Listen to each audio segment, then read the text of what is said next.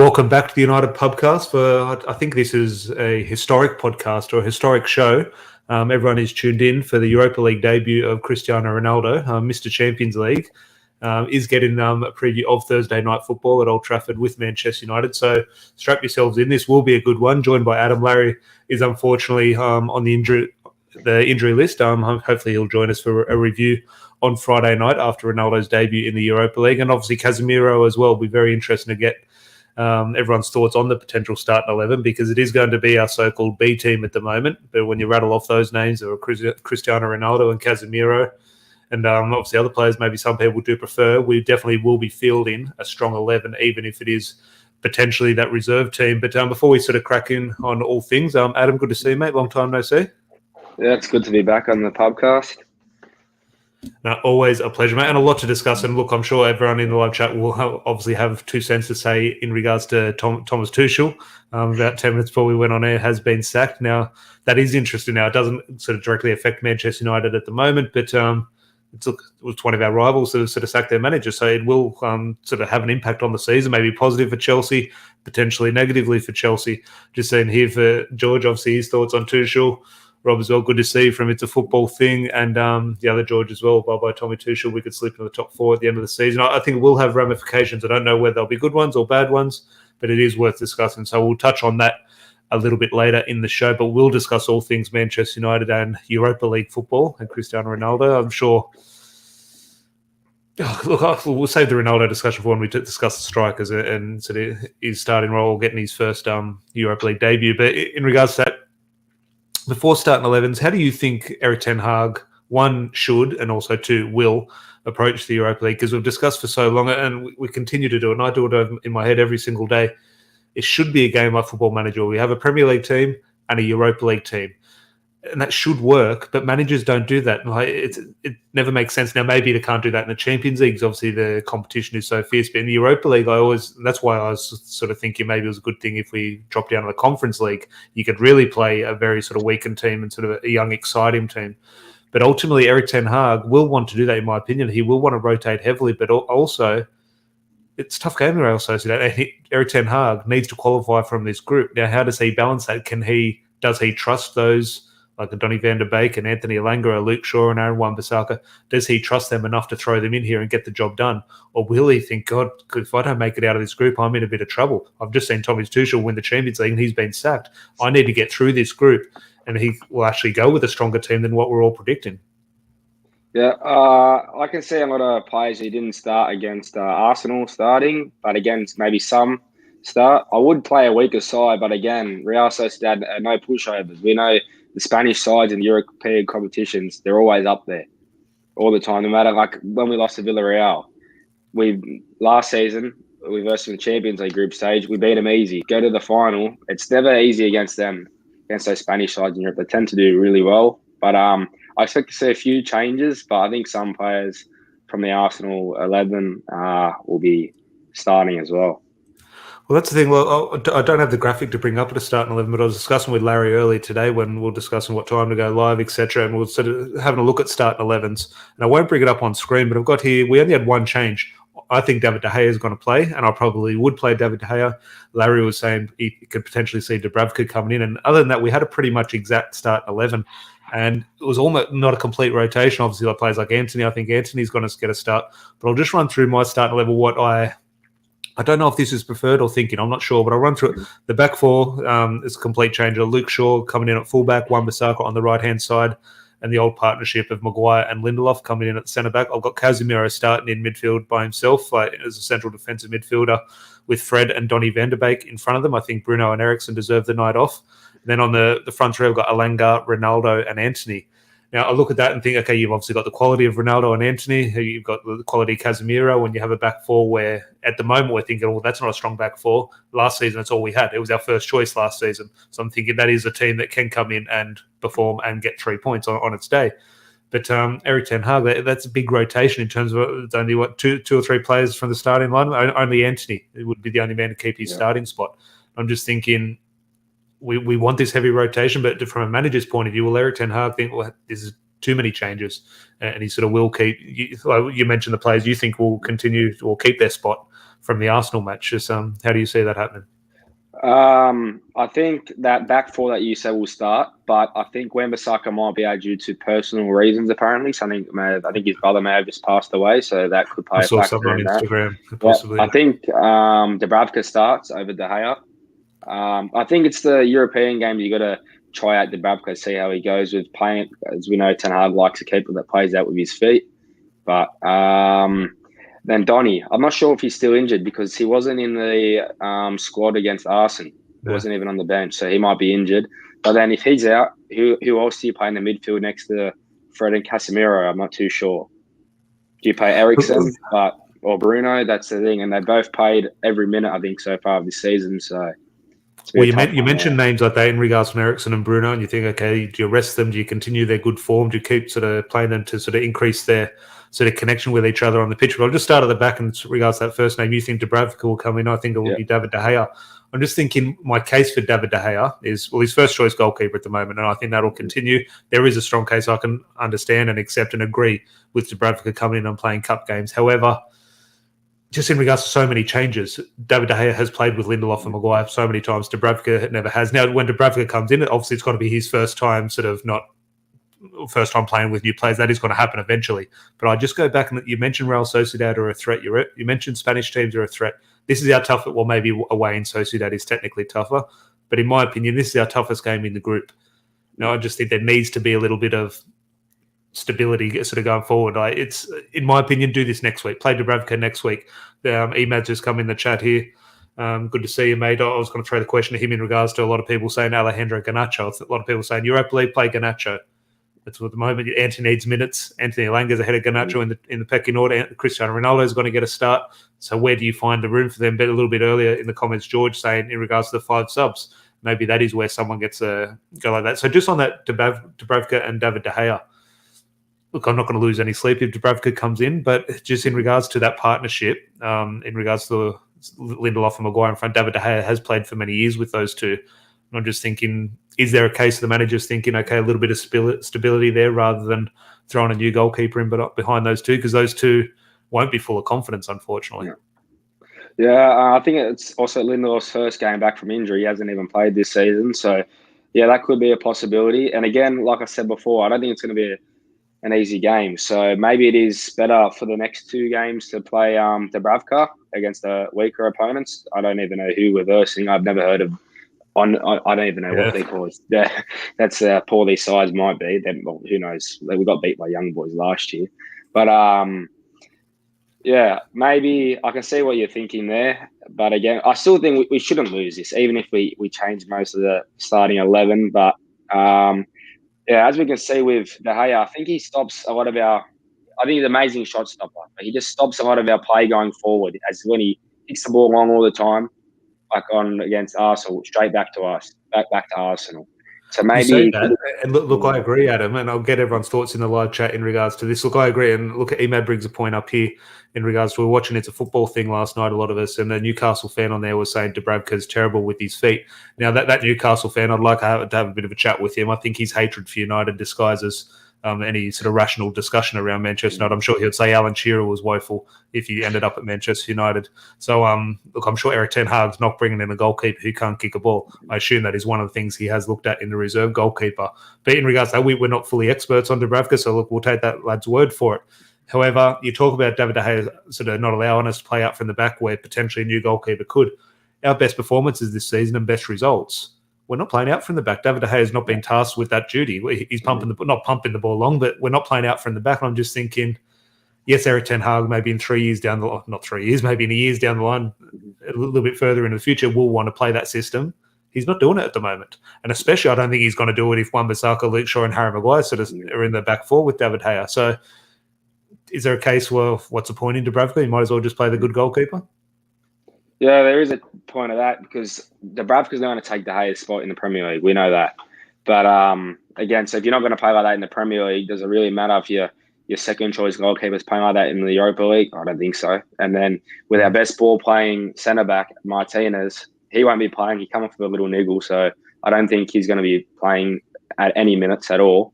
So yeah, again, that is a good point. So possibly I can see De Gea actually now starting.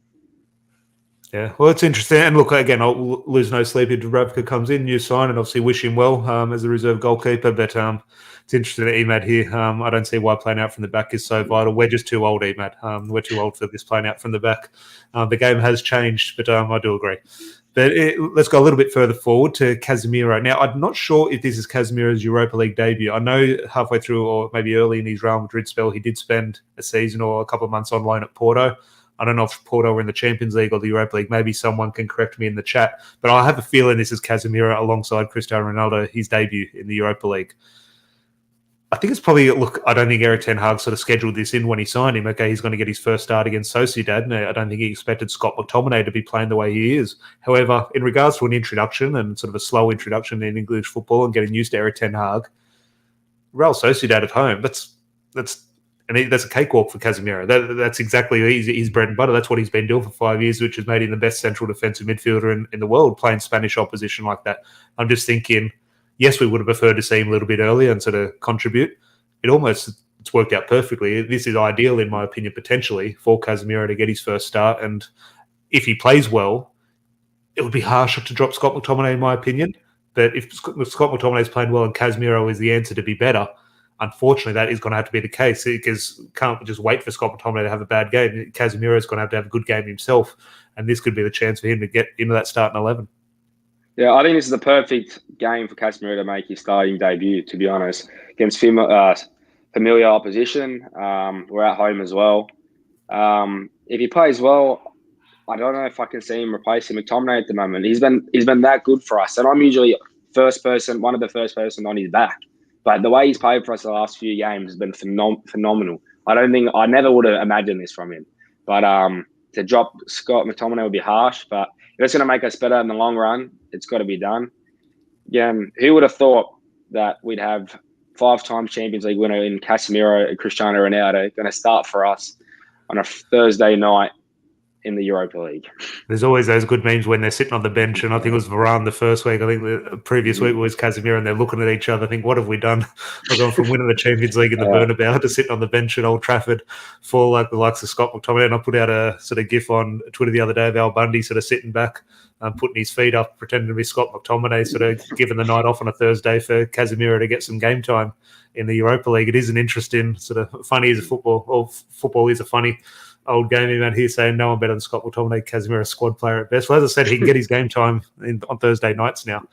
But who partners him in midfield? You obviously said there's potentially a fitness issue in regards to Donny van de Beek. I think Fred comes in. Now, is there a case in regards to, I've talked about Erik ten Hag's maybe concern in sort of rotating too heavily and sort of needing his best players on the field? Now, he does have a £100 million player in Anthony on the side and the greatest striker of all time in the side, so there is quality there. But Bruno and Eriksen, could you see them potentially, one of them playing in midfield? I think maybe if Donny's injured, one of them starts and plays the first half, maybe the other one comes on for the second half, because they both played a lot of minutes. And I know Eriksen may have some health issues, whatever, so they're also got to be cautioned in that. I'm not sure. I'm not a doctor, but I don't know. Who else could we play next to him? Because I can't see Casemiro sitting and then Fred and McTominay in front of them. It's not going to change the way McTominay plays in his system now. So it's got to be one of them, Bruno. I think it'll be Bruno. I think it'll be interesting. Is there and if anyone can in the live chat sort of remind me of names, and we'll get a little bit further forward and we'll discuss Garnacho in a little bit. I'm sure he's sort of the first name on a lot of people's tongues, but anyone in midfield in terms of, look, cast your mind back 6 weeks when Manchester United were in Melbourne and Perth here for pre-season. Zidane, Iqbal, Charlie Savage, those are the players who were thinking, hang on, that they could perform for Manchester United this season. This was obviously before Scott McTominay and Casemiro and the likes of that. But is there a wild card potentially off the bench in regards to one of those younger players for you? Or a little bit later in the sort of competition, or later in the group, I should say. I'd say Iqbal, but again, I think this is too big of a game for him to play, to start. Not to start, but yeah, it's a big game. I'd start him against the Sheriff or one of the other teams that we've got in our group. But it is a bit. It's not going to be a pushover. They're not pushovers. So I think we have to play all first team players. But that's why I can't see Garnacho playing neither this week. Yeah, no, look, I agree. Well, here we're saying Iqbal and Savage in for Eriksen and Bruno. I think, as you say, in the second and third and fourth games, I think Sociedad is our toughest game. In the group, you've got to get through. I don't want to say I'll get a draw. I want to obviously win the match. you can't lose the first game. So you go and get the result against Sociedad.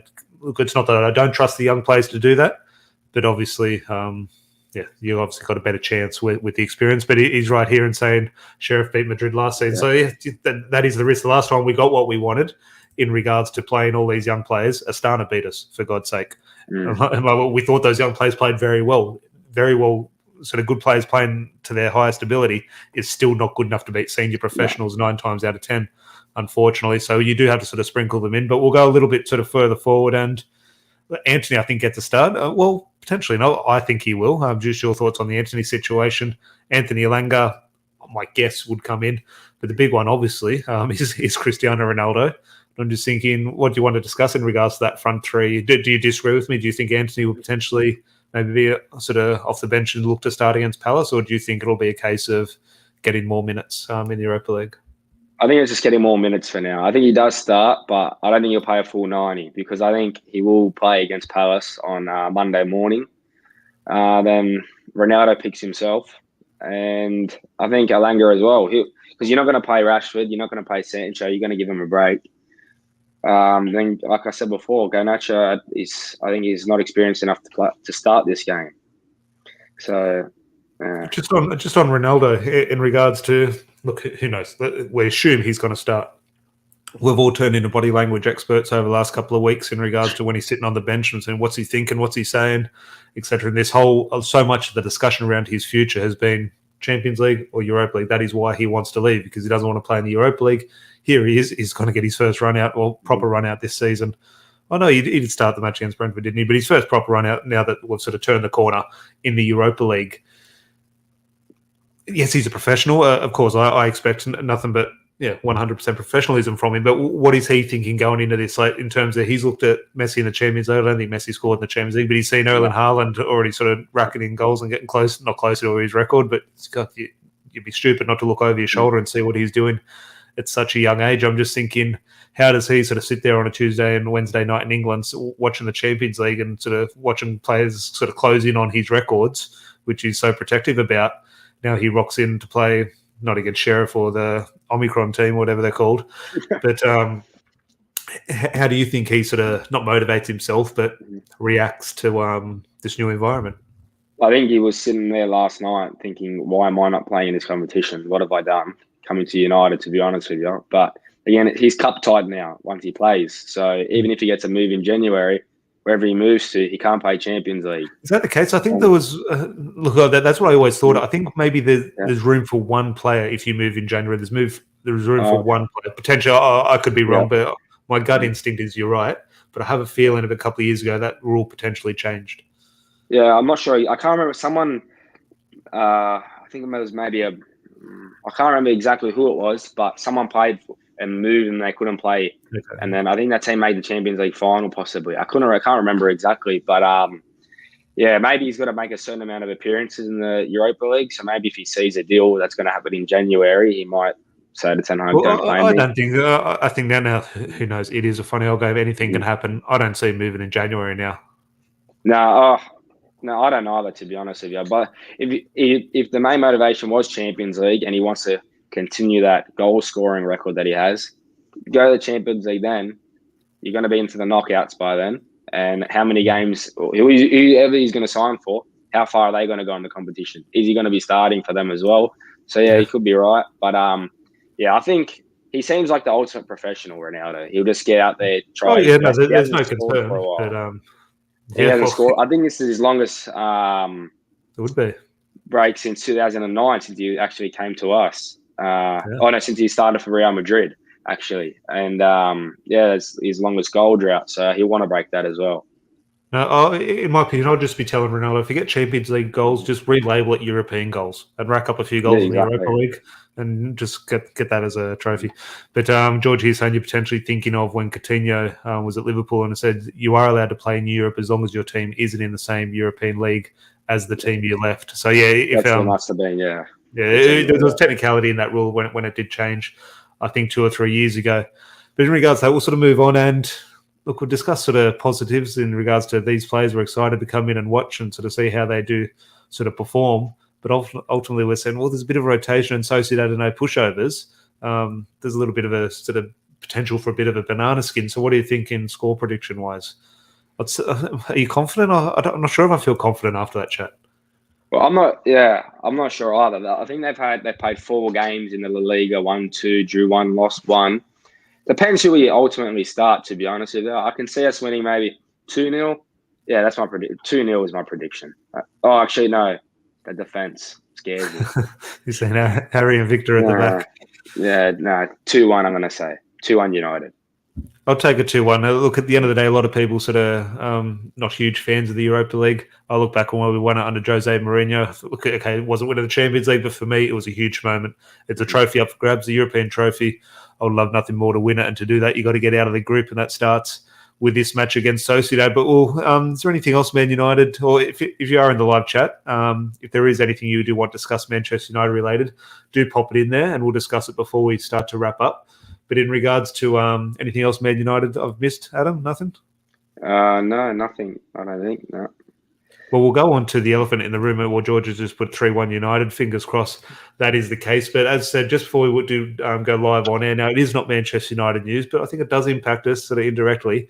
Thomas Tuchel has been sacked from Chelsea. So get your thoughts in the live chat in regards to that, and I'll get Adam's 2 cents on it as well. My thing is, look, he didn't deserve to be sacked, in my opinion. Look, he's won a Champions League for a club. Anyone who wins a Champions League, unless you get relegated, you should keep your job, in my opinion. That's my view as a Man United fan. I think if you reach that level at your club and you achieve that success, you've got all the credit in the bank until you get relegated. So I don't think Tuchel should have been sacked. However, as I said before we went on air, I said when Ole Gunnar Solskjaer got sacked and Ralf Rangnick came in, and we had the impression that Ralf Rangnick was going to sort of pick the new manager and implement this sort of football structure, I was saying Thomas Tuchel is the next Man United manager because he's going to get sacked from Chelsea. If he doesn't win the Premier League or Champions League, he's going to get sacked. Now, I thought that was going to happen at the end of the year. Now, there has been sort of, you do need to apply a little bit of context regarding the Chelsea situation and the change of ownership, Roman Abramovich to this American guy. So I understand it's sort of a difficult situation to sort of put your finger on where exactly all of these decisions have been made. But I said back then, I think that was when was that? November, December time last season, I'm thinking that he's going to be sacked eventually. And it was inevitable for me in saying that when that news came through about an hour ago. While I was not shocked at Chelsea sacking their manager, I still am shocked. It was literally out of nowhere. Now, I'm not sure they've said it's not off the back of the Zagreb defeat. It'll be interesting if they won, if they would have sacked him after that. I'm not sure. But just your thoughts on it in regards to, was this inevitable? Is this just a Chelsea thing? Did he deserve to be sacked? I just think off the back of this transfer window, Manchester United has no football structure, Adam. I'm telling you, this looks like Chelsea have absolutely no structure at all as well. Yeah, Chelsea look like they have no structure at all. Even the way they were going in for players in the transfer window, they look like just going in for anyone they could try and sign, and they all ended up going to Barcelona. But I could see this coming. They haven't started the season well, but again, they haven't started the season too bad. I think they've won 3 games, drew 1, lost 2. Again, like what George just said, new owners, they always want their own man who they wanted. Again, also just spent 280 mil, 2 million euros on defenders, and then you go and sack the manager 1 week after the transfer. What do you think about those players as well, like a Fofana or Koulibaly? Now, what they've been told behind the scenes when they're signing the contract, have they been told, okay, this is not the manager, this is the manager we're going to have in 6 weeks' time? I doubt that, but potentially that is the case. But who knows? But let's say that's not the case, and this has come out of the blue for the Chelsea players, both current and the new signings. Oh, disaster. Well, look at Aubameyang. He only made his debut today. He played 59 minutes. And I think it was one video when he signed for Chelsea. He said, I can't wait to play under Tuchel again because he played under him at Dortmund. He played 59 minutes under him, and then he's gone. He's out the door. That could have been maybe one of the only reasons he signed for him. But yeah, definitely. 59 minutes gone for all these new signings. They all go, maybe have gone for Tuchel. But now, look, he's gone. So it could end up being a positive. I think they'll go out and get Graham Potter, and I think that was my next thing. My next thing was in regards to that next manager, and we'll have a discussion with a few mates of mine, and we'll sort of just before we went on air. And Graham, well, there's 2 names, Pochettino and Graham Potter. Now, Pochettino is the obvious link. I'm sure it's all over Twitter at the moment. I'm sure he'll be heavily linked. Whether he gets the job, I'm not sure. The next one was Graham Potter, and a few people were saying, oh, no, he's got a good thing going at Brighton. It'll be interesting. I don't think he'll go mid-season. I think he'll want to sort of continue at Brighton and see how the landscape of Chelsea looks in a year's time, or if another job becomes available. What I would say in regards to Graham Potter is, look, he is doing fantastic at Brighton, no doubt. I'm not sort of putting any shade on Graham Potter's work at Brighton. However, football changes quickly. And there is a situation where Brighton finished 13th, 14th, 15th. And that's not a bad season for Brighton. It's just what happens in regards to, I assume, transfer money spent in the window. I assume they're probably around there. Maybe they're higher, but I assume they're around sort of 12th, 13th in the league. That is very often where a team will end up. Now, if that is the case and Brighton lose a big player in January, or they get a key injury and they don't sort of have the fantastic season that people are predicting at the moment, Graham Potter's stock will sort of drop and he won't have that opportunity to go to Chelsea. So I just think a lot of people are saying if Chelsea come in for Graham Potter, he'll say, oh, no, I won't go there because I'm doing well at Brighton. I'm just thinking, if they knock on the door, he'd be stupid not to take it because who knows what his stock will be in 6 months' time. If Chelsea come in and give you a £20 million wage, you have to take it because you don't know what the landscape will be in a couple of months' time. Well, that's the thing. Like a club like Chelsea don't come knocking so often for managers, especially again. Well, like they come knocking often, just not to the same manager. For Chelsea, for Chelsea they do. But if you like, Brighton have had a magnificent start. They're way overachieving for the money spent in the squad they have. He plays some great football, very attractive football. But again, they finish, say, like you said, 13, 15, somewhere around that. Chelsea are not going to be in for him, even though they're going to sign someone. They want to sign someone now. I think he has to say yes. It's also, you got to think about the money. Compared to what he's getting at Brighton, what he'll get at Chelsea will be probably 10 times more. So, again, there's two ways. No, I definitely, if they do, and the Chelsea owner might not even know who Graham Potter is, so there's a chance they're not even interested in him. It will be interesting, but I do think if they do approach him, Graham Potter will take. I don't think, yes, there's loyalty to Brighton, all that. Money talks the other day. The opportunity is once in a lifetime for a manager like Graham Potter. Now, I don't know how he'd do it, Chelsea. You mentioned in regards to what we were discussing football structure in Chelsea, sort of seemed like this circus, and we sort of criticised this approach at Man United in regards to sacking managers, and there's no plan in regards to the transfer window. And you look at how Chelsea have behaved in this window, and you say, there's no plan. What I would say, and I don't like saying this, is there a case where Chelsea sort of thrive in that, though? Because that's always been the case with Chelsea. And now, maybe there's been a little bit more of a structure behind the scenes, and there has been a plan that sort of rivals aren't aware of. Maybe if you study Chelsea a bit closer, you would be aware of it. But in regards, it has looked always chaotic. But that chaos, I don't have the stats in front of me. I think in regards to, I think they said since Roman Abramovich has come in, best part of 20 years, they've been the most successful club in England, which we don't want to accept that. But in regards to trophies won, I think they are up there in regards to cups, leagues, European titles as well. So they kind of thrive in this chaos that we sort of laugh at, but kind of suits them. It does. They're a strange club. Like, I think they won it with Conte, then the season after they were like 10th or something. I'm not exactly sure what they finished. It was Conte, wasn't it? Not Jose Mourinho. Can't remember. I think it was. I think it happened with both of them. I think it was a very similar situation. Both of them. Yeah. They are. It's a very strange club. Them, but who knows what could happen. I like that one. But in regards to what was my next point in regards to? I've had a mind blank. I had a point in regards to Chelsea's approach. I forget if it was the Jose Mourinho, Antonio Conte point you brought up. But there's a point here from George. Not that this is going to happen. Ange Postecoglou. Could you see, not that that's going to happen, a move to the English Premier League for Postecoglou? For anyone in the live chat who's not aware, Postecoglou is the manager of Celtic. For anyone not Australian, tuned in. He's an Australian manager. He's in charge of Celtic. Obviously, had not a disappointing result against Real Madrid. Obviously, Real Madrid against Celtic is a different sort of ball game, but he lost 3-0, but he's doing sort of a fantastic job at Celtic, but Leicester is where my sort of discussion was going to. Brendan Rodgers is potentially going to be the next manager sacked. Could you see Ange Postecoglou sort of taking over a club like Leicester City? Yeah, I think on the cards will be Leicester, Aston Villa for Gerrard, or Everton for Frank Lampard. That's who I can see. Chelsea's too big of a job. The jump from Celtic to Chelsea will be way too big for him. But for a club like Villa, where they do spend money, Leicester, I don't think since Rodgers have been there, I think his net spend is only like £9 million or something. So that could be an interesting one for him. But because he spends a lot of money at Celtic compared to the other Scottish teams, Rangers, he spends like 10 times the amount Rangers do, and they're the second highest spending club. So Yeah, I could see that on the cards for him. Also, he said his dreams to coach the Greek national team. So who knows where that's going to lead him one day. It brings me back. You re-jog my memory in regards to my point. Would talk in regards to the chaos around Chelsea and how it's resulted, unfortunately, in them being the most successful club in England, like in regards to trophies accumulated over the last 20 years. And you mentioned those crazy seasons under Jose Mourinho and Conte winning the league, then finishing mid-table sort of thing.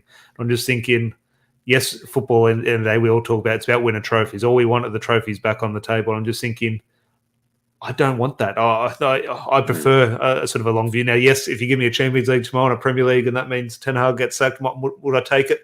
Maybe I'm that desperate. But I don't think I want that chaos. Yes, okay, you can win a trophy or two, but there needs to be a structure. Now, I don't want to. Now, I do want it. I'm not expecting or demanding the next Sir Alex Ferguson to come in for a quarter of a century and win everything. Okay, maybe 5 or 6 years is the lifespan of a modern manager. So I'm not expecting that huge sort of legacy at a football club, but I don't want first, then 12th, then a European Cup, and then Europa League next season. Like I do need consistency, whether that's first, second, whatever. I don't, and I think that is the difference. I think Chelsea fans do not enjoy, but it's why they support Chelsea. And fair play to them, they're different people. Man United fans are different people. Liverpool are different people. We all support clubs for different reasons, and I'm just thinking it's not a Manchester United thing, that, in my opinion. No, it's not. But you say that you wouldn't take what is happening at Chelsea. They win something and they go terrible the season after. We haven't won anything for what, 5 years now? That's what I mean. Would I take it if it was given to me now? Would I take a Premier League and Europa League double by Erik ten Hag, but that means he loses his job in a year's time? Look, I absolutely love Erik ten Hag. No, I don't want that to be the case. But if you offered me now a Premier League title, I might take it. I would take it, and I hate to do that. And that's why I want Man United run in a particular way, not how Chelsea win things. That's the way Chelsea do it. Fair play to them. It's not how I want things done. Yeah, I wouldn't want it done like that neither. It's just a mess. Like you have one manager in, one manager out. Manager signs, spends 280 million. New manager comes in, doesn't like those players. It can be a big mess. The amount of money spent, but yeah, I'd take that at the moment. We haven't won a Champions League since 2008, Premier League for almost 10 years now as well. But this will be the 10th season. It was 12-13. We won the league, and this is the 22-23 season. So who knows? You could technically say we're in a title race at the moment. No, I'm not saying we're going to win a title, but you know what I mean. But look, that is enough Chelsea discussion for a Manchester United show. But that it was the Europa League preview. Obviously, if you're just tuning in late, go back and we went through starting 11s and sort of what Erik ten Hag, how he will approach this game in regards to rotation. So do let us know your thoughts in the comments if you are watching on playback. But do appreciate everyone's input in the live chat. And Adam, as always, anything else sort of talking points you do want to bring up? Or no, I think that's it. No, all good, mate. Absolute pleasure to have you on. As said, make sure you do leave a like on the video on your way out. And if you are new, hit that subscribe button. That'll be very much appreciated. And I probably won't be here on the Friday night for the review of the Sociedad match, but Larry will be back for a Friday night pint and a review of hopefully a good performance, some debuts, some young players coming off the bench, and obviously a feel-good factor going into the weekend. So do join Larry on Friday night, and I'll chat to you next week sometime. Until then, have a good one, and cheers.